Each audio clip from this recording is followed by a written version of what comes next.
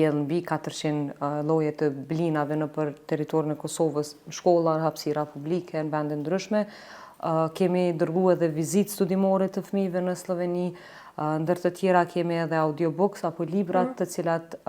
i kemi pas si një mjet i cili mundet mu përdor në bashkëbisedimet të prindve me fëmijët që janë 3 deri më tani në gjuhën shqipe, që jemi edhe të i përkthyer në gjuhën serbe, që mandej edhe do të shpërndahen nëpër institucionet shkollore si një lloj mjeti te landa ekologjia dhe mjedisi, që me bashkëbisedu fëmijët në shkollë me njëri tjetrin edhe me arsimtarët e landës.